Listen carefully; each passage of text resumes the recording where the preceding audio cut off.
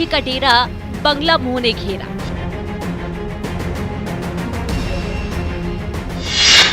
बंगला ना छूटे, सब नियम टूटे।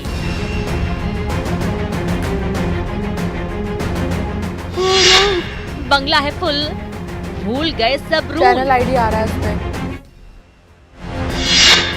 नेताजी के मन भाए, बिना बंगला रहा न जाए।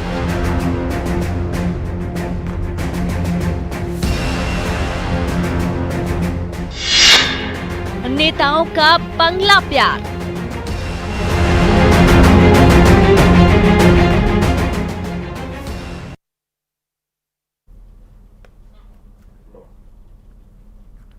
और अब बात माननीयों के बंगला प्यार की। एमपी में नई सरकार बने 4 महीने बीत चुके हैं, लेकिन कई पूर्व मंत्री अब तक बंगलों में ही जमे हुए हैं।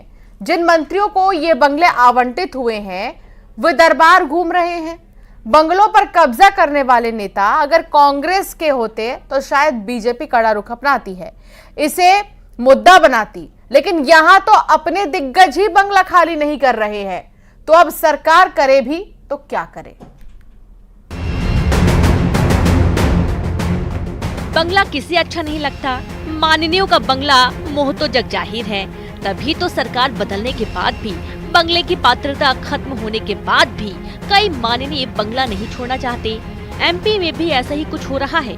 प्रदेश में बीजेपी की नई सरकार को बने 4 महीने हो चुके हैं, लेकिन अभी तक पुरानी सरकार के कई मंत्रियों ने बंगला नहीं खाली किया है, जिसकी वजह से नए मंत्रियों को बंगला नहीं मिल पाया है। मंत्री दर बदर हैं, लेकिन पुराने मंत्री अब तक बंगलों में जमे हैं। मंत्रियों को कागजों पर बंगले आवंटित हो चुके हैं, लेकिन बीजेपी के कद्दावर पूर्व नेता, मंत्री और विधायक अपने बंगले खाली नहीं कर रहे हैं। इस चक्कर में कोई मंत्री रेस्ट हाउस, कोई सर्किट हाउस, कोई रिश्तेदार तो कोई किराए के फ्लैट में रह रहा है। कांग्रेस सरकार के समय बीजेपी सवाल उठाती थी कि बंगलों पर खर्च हो रहा है, लेकिन अब बीजेपी के ही नेता बंगलों पर कब्जा जमाए बैठे हैं, लेकिन कोई कार्रवाई नहीं की जा रही है। कांग्रेस ने इस पर निशाना साधा है। यह तो सरकार की असफलता है या असमानता का एक संदेश।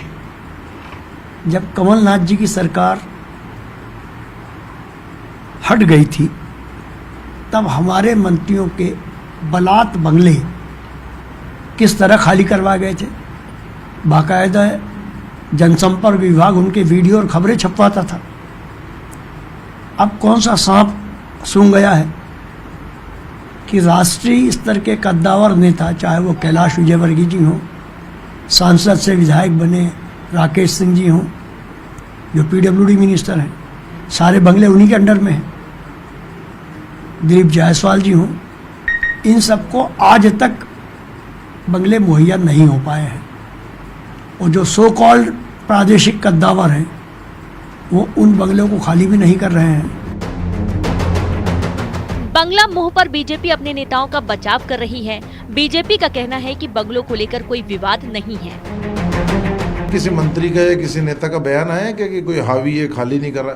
इसके लिए बाकायदा एक सरकार ने समिति बनाई, मंत्रीगणों की एक समिति बनाई, वो समिति काम कर रही, समिति आवंटन भी कर रही, एक एक करके सबको मिलते जा रहे, कहीं कोई विरोध नहीं, कहीं कोई बयान नहीं है। अब कांग्रेस पता नहीं कहाँ से झूठे आरोप लगाना चालू कर रही। अब कांग्रेस के समय तो मंत्रियों के बंगलों को देखे हमने बयानबाजी सुनी, करोड़ों रुपये खर्च हुआ, किस प्रकार से मंत्रियों के बंगलों पर करोड़ों रुपये साज सज्जा पे खर्च किए गए। अब हमारी पार्टी में तो इस तरह का कुछ भी नहीं कि न किसी ने कोई विरोध में बयान दिया, ना समर्थन में दिया है, न किसी ने कहा कि मुझे बंगला नहीं मिल रहा है या फलाना खाली नहीं कर रहा है। अब कांग्रेस पता नहीं कहां से झूठे आरोप ले आती है। कहावत है, जब सैया भय कोतवाल तब डर काहे का। बंगलों पर कब्जा जमाए माननीय भी शायद यही सोच रहे हैं। अपने लोग ही बंगले खाली नहीं कर रहे हैं। अब मोहन सरकार की परेशानी यह है कि जिनसे बंगले खाली कराए जाने हैं वो भी तो अपने ही हैं। एमपी में बंगलों पर सियासत खत्म होने का नाम नहीं ले रही है। मोहन सरकार इतनी लाचार है कि वो पूर्व मंत्रियों से बंगले अभी तक खाली नहीं करा सकी है। 4 महीने होने को आए, लेकिन ज़्यादातर पूर्व मंत्री अब भी अपने बंगलों पर काबिज हैं। हम जिस बंगले पर खड़े हैं, ये ब्रजेंद्र प्रताप सिंह को आवंटित था, अब वो विधायक हैं, मंत्री नहीं है। उनका बंगला राव उदय प्रताप सिंह को आवंटित हो चुका है, लेकिन पिछले कई महीनों के बाद भी अभी तक बंगला खाली नहीं हो सका। लगातार यही शिकायत है कि बंगलों को लेकर सियासत गर्म है और मंत्री जो अपना कामकाज कैसे करे, कहाँ रुके, इसको लेकर कोई इंतजाम नहीं है और सरकार नोटिस पर नोटिस देकर अपनी खाना पूर्ति कर रही है। अब देखना ये होगा कि आखिर ये बंगले कब खाली होंगे। कैमरामैन दीपक के साथ शैलेंद्र चौहान, न्यूज़ 18। तो नेताओं को बंगला मोह ने घेर लिया है। शैलेंद्र चौहान हमारे साथ जुड़ गए हैं, संवाददाता। शैलेंद्र, नेताओं का जो ये बंगला मोह है वो खत्म नहीं हो रहा। अब ऐसे में बीजेपी के नेताओं को ही मुश्किलों का सामना करना पड़ रहा है। अब मामला क्या ठीक हुआ है? देखिए, बिल्कुल मध्य प्रदेश में बंगला पॉलिटिक्स पिछले कुछ समय से लगातार देखने को मिल रही है। और अगर हम बात करें कि सरकार को बने, नई सरकार का गठन हुए 4 महीने हो चुके हैं, लेकिन अभी भी करीब 10 से ज़्यादा ऐसे मंत्री हैं जो अपने खुद के बंगले के लिए इंतजार कर रहे हैं, वो लगातार वेटिंग में है। इसकी वजह ये कि जो पूर्व विधायक है या मंत्री नहीं रहे हैं, जिन्हें पार्टी ने इस बार मंत्री नहीं बनाया, वो कद्दावर नेता पार्टी के, लेकिन बंगले खाली करने को तैयार नहीं है। सरकार बार बार नोटिस दे रही है, बेदखली के नोटिस दे चुकी है, कुछ बंगलों पर पुलिस तक जा चुकी है। उसके बाद भी कई ऐसे विधायक मंत्री हैं जो बंगला खाली नहीं करना चाहते। लगातार सरकार की तरफ से नोटिस दिए जा रहे हैं, मनुहार की जा रही है कि आप बंगला खाली करो। इसका सबसे बड़ा असर ये देखने को मिल रहा है कि जो मंत्री हैं, जैसे कि हम महिला बाल विकास मंत्री निर्मला भूरिया की बात करें, ये ऐसी मंत्री जो अभी भी रेस्ट हाउस में ही रुकने को मजबूर है। इसी तरह और भी कई प्रमुख, कैलाश विजयवर्गीय अभी तक वो अपने बंगले में शिफ्ट नहीं हो पाए। वो अपने विधायक जो बेटे हैं आकाश विजयवर्गीय, पूर्व विधायक हैं, उनके बंगले पर रहने को मजबूर है। तो काफ़ी बड़े नेता अभी भी अपने बंगलों पर शिफ्ट नहीं हो पाए हैं।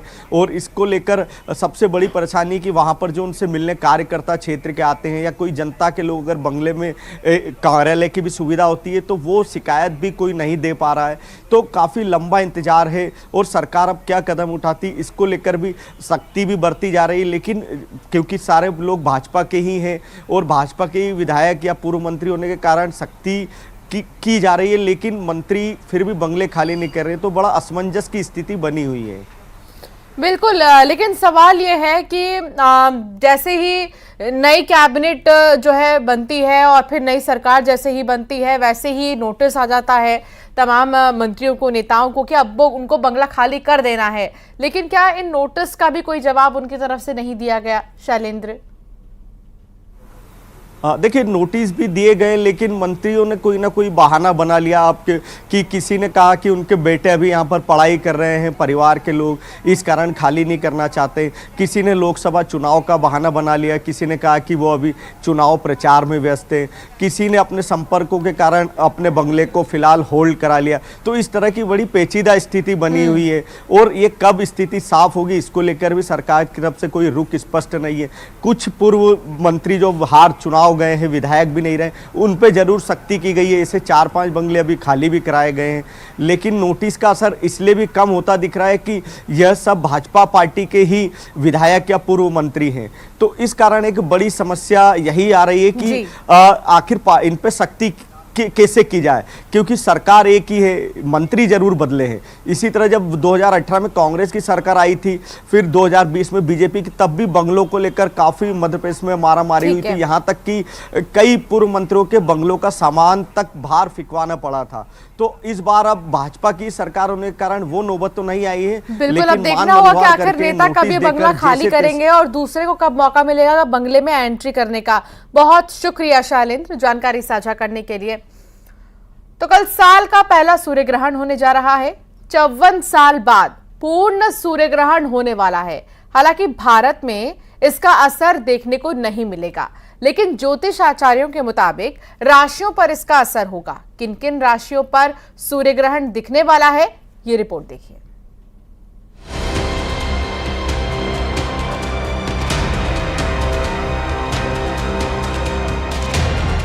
इस दौरान सूर्य चंद्रमा पृथ्वी के बीच ऐसी स्थिति बन रही है, चंद्रमा पूरी तरह से सूर्य का प्रकाश पृथ्वी पर जाने से रोकेगी और चंद्रमा की पूर्ण छाया पृथ्वी पर पड़ेगा।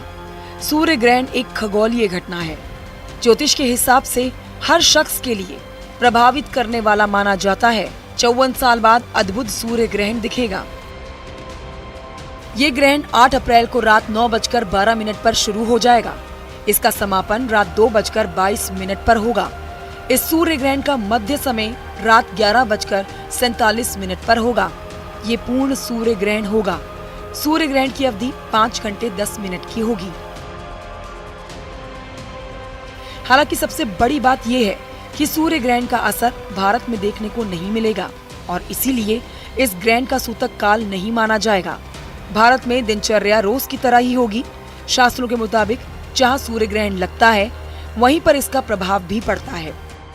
जैसा कि आप सभी जानते हैं कि 8 तारीख को 54 साल बाद होने जा रहा है सूर्य ग्रहण।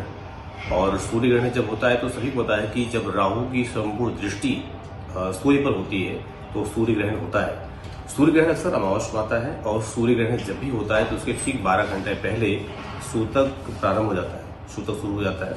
सूतक का महत्व ये होता है कि सूतक में कोई ऐसा काम न करें जो कि कहीं न कहीं से शास्त्रीय परंपरा से अलग हो और शास्त्र दूषित हो, तो इसका भी विशेष ध्यान रखें कि जिन देशों में सूर्य ग्रहण दिखने वाला है उनमें कनाडा, अमेरिका, मैक्सिको जैसे देश शामिल हैं।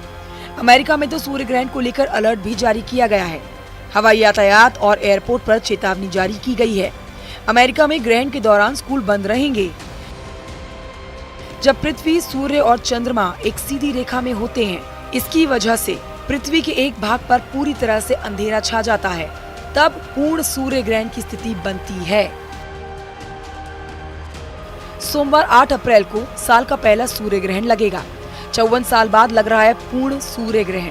चैत्र नवरात्र से कुछ घंटे पहले लगेगा सूर्य ग्रहण। मीन राशि रेवती नक्षत्र में सूर्य ग्रहण लगने जा रहा है। और कुछ राशियां हैं जिन राशियों पर भी इसका असर है।